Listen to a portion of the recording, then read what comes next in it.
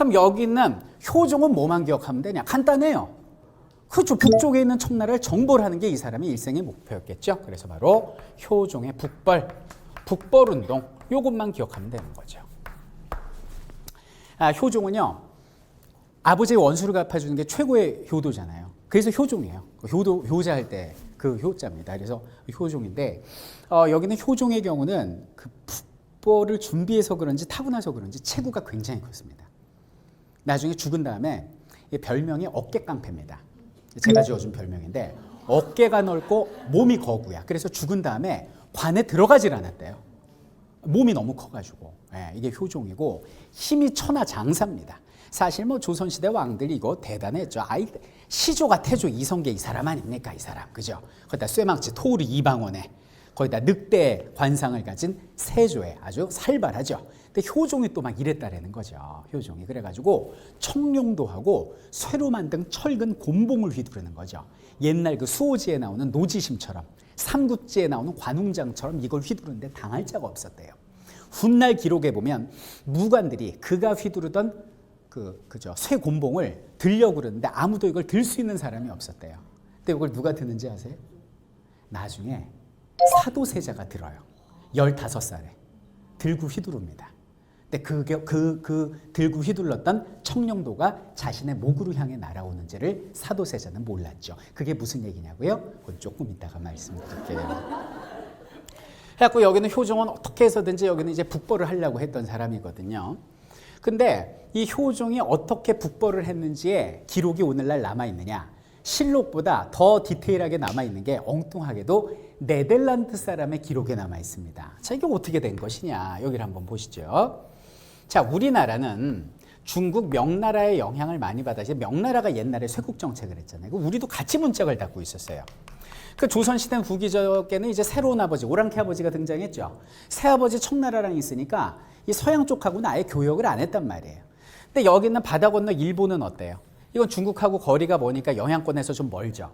그래서 지구 반바퀴 밖에 있는 뭐 포르투갈, 에스파냐, 또 네덜란드 이런 나라들하고 굉장히 교역이 잦습니다. 근데 이 네덜란드 상인들이 일본 가려고 이렇게 가다가 꼭 필리핀 남부 해상에서 만들어져 가지고 우리나라로 해서 제주도 치고 일본으로 빠지는 뭘 만나요? 태풍을 만납니다. 네덜란드 상인들이 태풍에 휘말리면 그대로 경로 따라서 제주도에 표를 해요. 그래서 제일 먼저 우리나라에 온 사람이 누구냐면 벨테브레이라는 사람입니다. 벨테브레이라는 그 네덜란드 사람인데 이 사람이 제주도에 딱 표를 해요. 근데 우리 조선의 특징은요. 이런 서양인, 외국인들이 우리나라에 들어오면 절대 고향으로 돌려보내주질 않아요. 그 이유가 뭐냐면 지금 우리나라가 은밀히 지금 북벌운동을 준비하고 있는데 얘들에 의해서 그게 새나가면 청나라가 알까 두려운 거죠. 그래갖고 여기는 벨테브레이를 서울로 끌고 올라와가지고 오히려 캡니다. 야, 서양식 대포술 좀 알려줘봐. 서양의 조선술 좀 알려줘봐. 그래가지고 당시 최고 부대였던 훈련도감에 대장으로 앉혀놓고 도망갈 것 같죠. 못 도망가게 하려면 어떻게 해야 돼요? 뭐 다리를 부러뜨려요?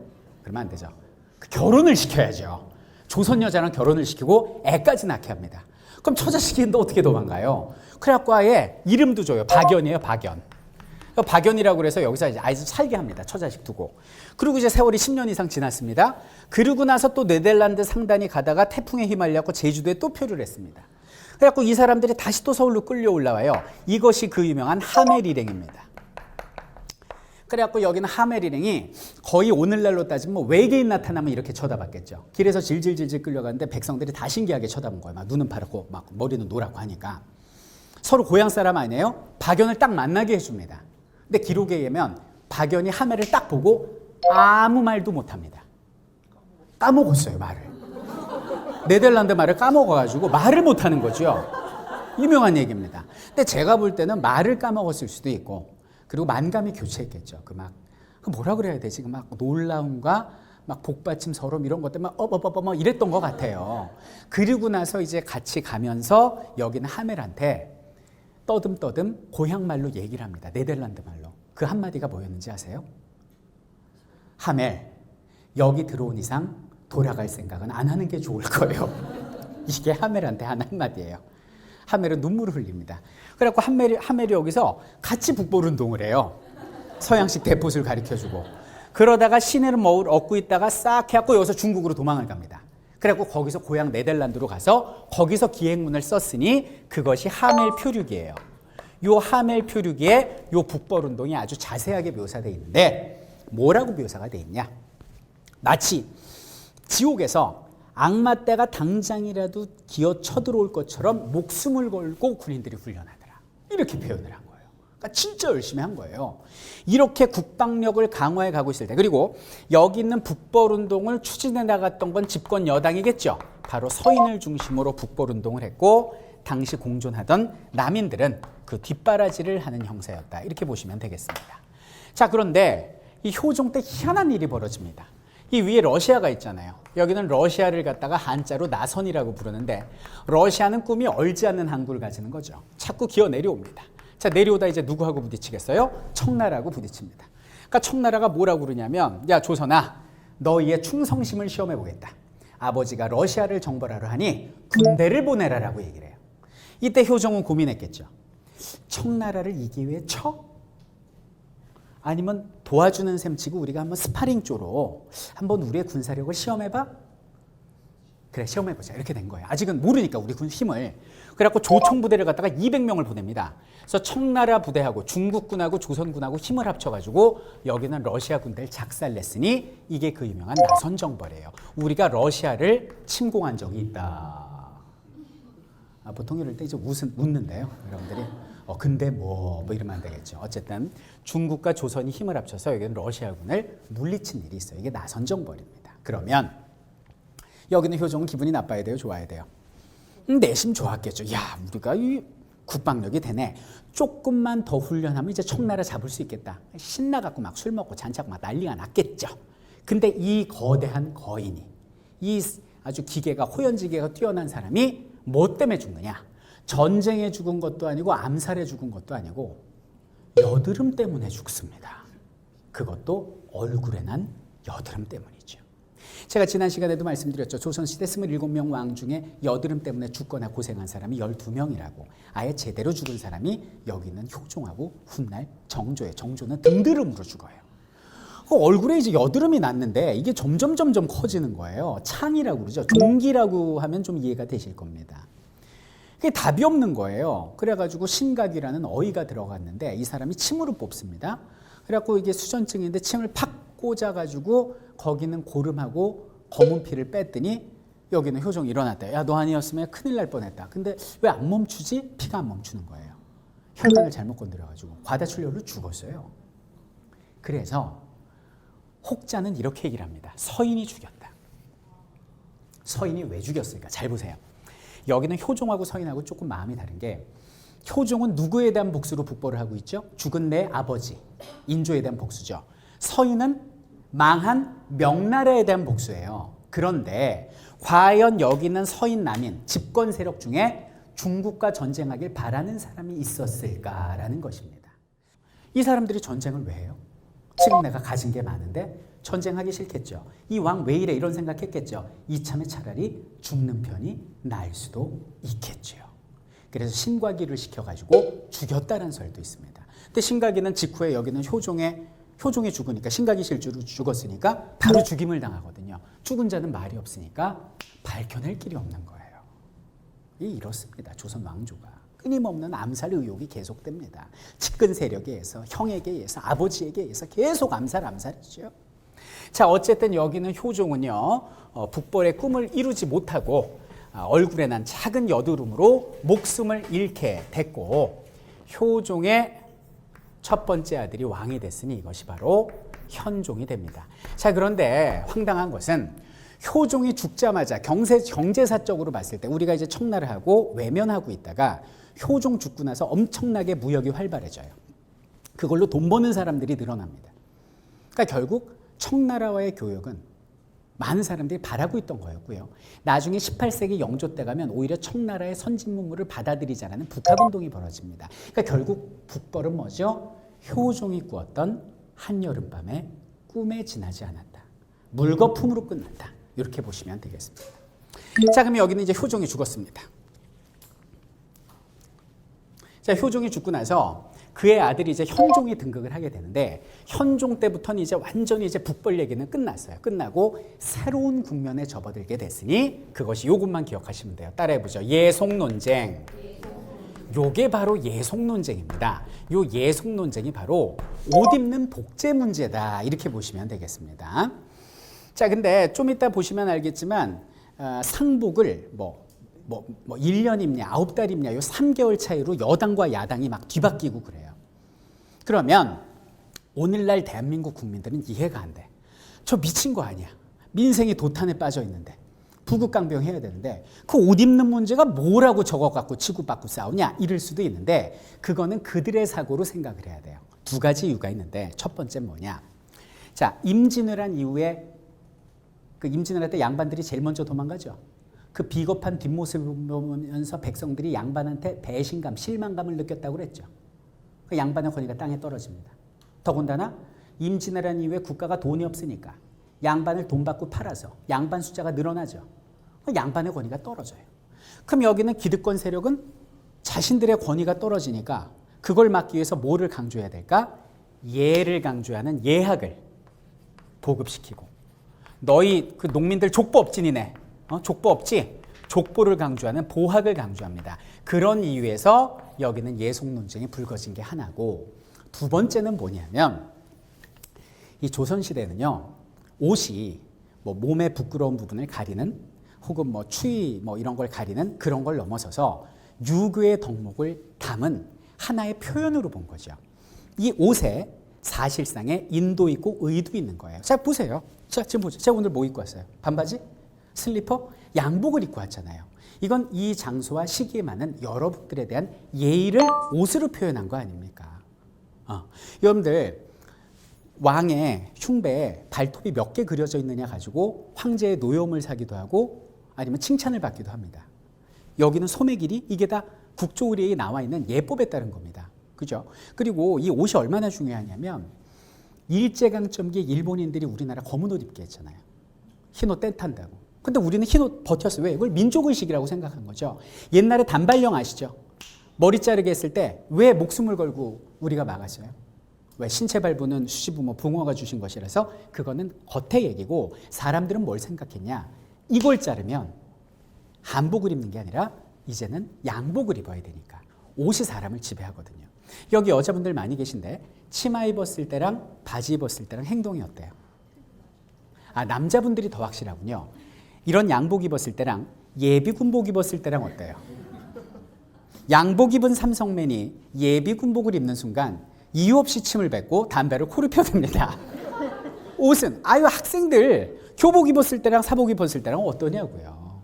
옷이 사람을 지배하거든요. 그래서 여기는 옷을 입는 것은 그렇게 간과할 문제가 아니라 왕실 법도에서는 꽤 중요한 내용이었다라는 것을 좀 담고 가야겠다라는 겁니다. 자, 그럼 여기는 예속논쟁이 무엇인지를 잠깐 얘기를 해볼게요. 좀 가계도를 좀 봐야 되는데, 자, 인조 때 가계도를 좀 볼게요. 자, 이제 인조 때부터 얘기가 나오는데, 자, 여기 보세요.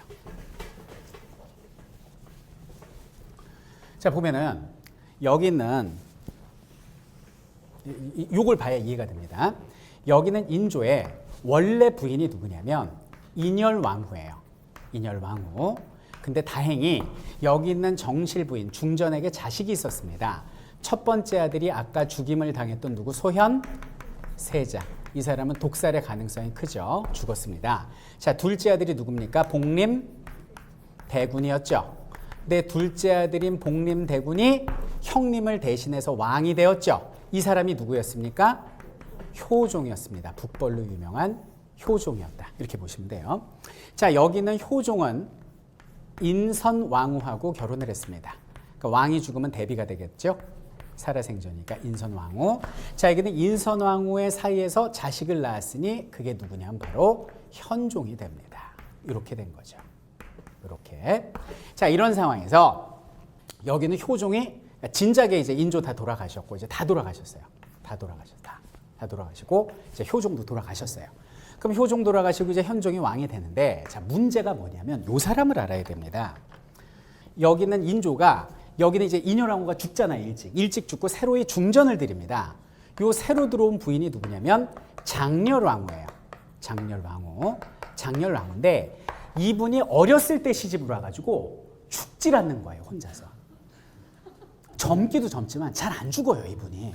그래갖고 살아있는 거예요. 그래갖고 자기 아들뻘인 효종이 죽었는데도 살아있어요. 그러면 지금 왕이 죽었으니까 어머니죠, 지금. 친어머니는 아니에요. 친어머니는 돌아가셨고 계모죠, 계모. 그럼 계모가 상복을 입어야 될 거 아니에요. 왜냐면 왕이 죽었으니까. 그럼 여기는 장렬왕후가, 이 여자가 이제 남편 죽은 다음에 이름이 자이대비가 되거든요.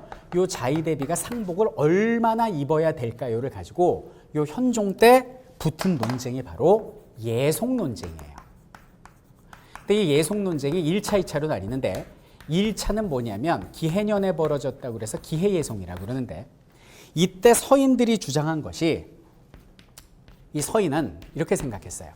왕실의 법도나 사대부의 법도나 같은 거다. 그러니까 그죠. 주자가 만든 예법서, 주자 가리에 따라서 어차피 저기는 요 죽은 요 효종은 요 둘째 아들이니까 둘째 아들 죽었을 때는 어머니가 상복 오래 입는 법이 아니야. 그러니까 그냥 1년만 입게 합시다. 1년설을 주장을 해요. 근데 이때 이제 남인들이 나섭니다. 원래 남인들은 그 전까지 서인들하고 하트 공존을 이뤘는데 이때 처음으로 얼굴을 붉히죠. 무슨 얘기입니까? 지금 현직 왕이 죽었습니다. 왕실과 사대부의 법도는 달라야 합니다. 옛날 성종 때 만들어진 국조 오례의 법도에 따라서 저기는 자이대비 3년 입힙시다라고 얘기를 해요. 그러니까 남인이 좀 왕권 강화의 입장이고 이 사람들은 좀 왕권 견제의 입장이다, 이렇게 보시면 돼요. 그럼 여기는 새로이 왕이 된 현종은 누가 더 이쁘겠어요? 당연히 왕권 강화의 남인이 이쁘겠죠. 하지만 서인이 집권 세력이기 때문에 여기는 효종 죽었을 때는 서인의 1년설이 받아들여집니다. 그래서 요 자이대비가 1년을 입었어요, 상복을. 자, 그리고 이제 조금 세월이 지나서 현종의 어머니인 인선대비가 죽었어요. 현직왕의 어머니가 돌아가셨습니다. 그런데 문제는 이 여자가 안 죽는 거예요. 안 죽어. 계속 삽니다. 그냥 안 죽으니까 지금 시어머니가 옷을 입어야 될 거 아니에요. 어쨌든 뭐 며느리가 죽었으니까. 그렇게 해서 붙은 게 이제 2차 예송이에요. 그 2차 예송은 뭐냐면 갑인년에 벌어져서 갑인예송이라고 그러는데, 자, 서인들이 얘기를 합니다. 저 둘째 며느리 죽은 거야. 둘째 며느리 죽었을 때는 시어머니 원래 저 오래 입는 거 아니야, 상복. 자, 9달만 입어. 남인들이 발끈합니다. 무슨 얘기입니까? 현직왕의 어머니가 돌아가셨습니다. 그 참 왕실은 다르다니까, 사대부하고 법도가. 저기는 자이대비 상복 1년은 입어야 됩니다라고 얘기를 해요. 이 2차 예송 때 현종이 소위 말해서 뚜껑이 열립니다. 뭐야? 그러면서 이 서인놈들아 하면서 서인을 내쫓고 여기는 남인을 집권 여당으로 만들어버리게 됩니다. 그래서 몇 개월 차이에요? 3개월 차이로 여당과 야당이 뒤바뀌어버린 사건. 이것이 바로 예송 논쟁이다, 이렇게 보시면 되겠습니다. 자, 그런데 자, 그래서 여기는 이제 서인과 남인이 뒤바뀐 상황에서 현종이 죽고 그 아들이 왕이 되었으니 이 사람이 숙종인데, 자, 여기서부터 이제 문제입니다. 이 현종은요, 성품이 되게 유했대요. 유약하고, 이 현종을 보면 제가 가계도를 좀 PPT로 가져와 봤는데, 여러분들 생략이 아닙니다. 후궁이 없어요. 조선시대 27명 왕 중에 유일하게 후궁이 없는 사람이 여기는 현종입니다. 이러면 여기 계신 몇몇 여자분들은 눈을 반짝이면서, 아, 나도 저런 남자를 만나야 돼. 지난 시간에 나왔던 세조가 그랬지. 후궁도 1명 정도 억지로 드리고 오로지 자기 부인만 사랑했었지. 저런 사람을 만나야 되라고 할지 모르겠지만, 이 사람은 명성왕후, 그러니까 나중에 나오는 그 명성황후하고 이름이 비슷하지 같은 사람이 아니에요. 명성왕후를 사랑해서 후궁을 안 드린 게 아니고 명성왕후가 무서워서 못 드린 거예요. 명성왕후가 보통 여자가 아닙니다. 기가 너무너무 세고 후궁을 드렸다가는 정말 자기가 죽을까 봐 아예 후궁을 드리지 못했던, 한마디로 말하면 이번 생은 망쳤어. 이 사람이 바로 현종입니다. 힘이 없어요. 그냥 부인 보면 어이구 무서워, 이쪽 보면 어이구 예속 논쟁. 그냥 계속 이러는 사람이 현종이야. 계속 이런 거야. 근데 그걸 바라보던 아들 마음이 어땠겠어? 우리 아버지 왜 저래? 아, 나 진짜 아버지 막 이렇게 된 거죠. 조선 왕실은요, 대를 걸러갖고 한 번씩 이상한 사람들 나오죠. 그랬잖아요. 태종 나왔다가 대걸러하고 세조 나왔다가 막 그랬다. 뭐 효종처럼 거인 나왔다가 대걸러가고 숙종이 나왔는데 이 사람이 또 보통이 아니에요. 화의 불의 임금이에요. 굉장히 성질이 괴팍하고 온몸에 화로 가득했던 사람. 이 사람은 세자 시절부터 생각했습니다. 내가 왕이 되면 나 우리 아버지처럼 저렇게 신하들한테 휘둘리지 않을 거야. 그리고 우리 아버지가 엄마한테 쥐어 눌려 사는 것처럼 나 와이프한테 눌려 사지 않을 거야. 마음껏 후궁 드릴 거야. 라는, 내가 왕이 되면 엄청나게 바람을 필 거야. 라는 꿈을 청소년기부터 꾸었던 사람이 숙종이고 실제 그 꿈은 현실로 이어지게 됩니다. 당시의 숙종이 얼마나 성격이 괴팍했는지 실록이 말해주고 있는데요. 한번 볼까요? 여기는 그 무서운 여자. 요 숙종 엄마 있잖아요. 숙종 엄마는 누구예요? 명성왕후. 자기 남편을 쥐잡듯이 했던 이 명성왕후조차 숙종을 뭐라고 표현하냐? 세자는 숙종은 4배로 낳았지만 그 성질이 이게 아침에 다르고 점심에 다르고 저녁에 다르니 도저히 나로서는 감당이 안 된다. 이게 어머니가 한 말이에요. 그리고 숙종 스스로가 또 뭐라고 얘기를 하느냐? 내 화증, 막 욱 하는 이 화증이 뿌리 내린 지 이름이 오래고 나이도 쇠에 날로 더욱 깊은 고질이 되어간다. 무릇 사람의 일시적치라는 고치기가 쉽지만 가장 치료하기 어려운 것은 우라증이다. 우라증. 화열이 위로 올라. 이거를 한의학에서는 상열하한이라고 그래요. 안면 홍조 생기고 여기 저 전두부 탈모 생기고요. 그리고 막 뭐라고 그러지? 알러지 생기고 손발은 차고 이런 분들 있잖아요. 저도 약간 상열하한이 있어요. 정조가 이랬어요. 계속 화증 위로 뜨는 겁니다. 이런 분들은 반신욕이 좋아요. 어쨌든 그래서 화열이 위로 올라 비록 한겨울이라도 손에서 부채를 놓을 수가 없다. 그래서 그 어머니들 보시는 그 아침 방송들 보면 그런 거 많이 소개하죠. 뭐 왕의 음식. 그래서 나오는 게 뭐예요? 뭐 자양강장제, 뭐 숙종이 드셨던 정력의 음식 그러면서 뭐 오골계탕 막 이러잖아요. 꼭 뭐 한의사 한 분 나오시고 저 같은 뭐 역사학자 한 분 나오시고 그리고 개그맨 한 분 나오셔갖고 얘기를 하는데 뭐 오골계는 뭐 무슨 비타민 무슨 성분이 있어서 그러면서 사료가 나옵니다. 그래서 장희빈하고 숙종하고 한겨울에도 그 뭐 땀을 흘리면서 그렇게 이렇게 서로 사랑을 나누고 부채를 계속 가져오란 말을 하거든요. 근데 그걸 보면 이 음식을 먹으면 그렇게 뭐 이렇게 에너지가 나나 보다 생각을 하는데 원래 화가 많아. 원래 땀이 많은 거야 이게. 자, 꿈이 뭐였습니까? 왕권 강화할 거야. 신하들 가만히 안 둘 거야. 내가 막 쥐어짜버릴 거야. 그리고 엄청나게 많은 후궁들을 들여서 사랑의 세상을 만들 거야. 그리고 정실부인한테 내가 휘둘리지 않아야지. 이 꿈을 꾸었던 숙종은 왕이 되면서 2가지의 꿈을 모두 이루게 되는데요. 문제는 이건 개인이 아니라 왕이기 때문에 이것 때문에 엄청난 정치적 소용돌이가 벌어지고 역사가 뒤바뀌게 됩니다. 장희빈과 얽힌 이야기, 그리고 그 업이 아들 영조에게 이어지고 손자 사도에게 이어지고 그리고 증손자 정조에게 이어집니다. 이 업 때문에 사도세자가, 그러니까 숙종의 아들이 그 아들을 죽이는 끔찍한 일이 벌어지게 되거든요. 자, 과연 어떤 일들이 벌어질까요? 잠시 뒤에 계속됩니다.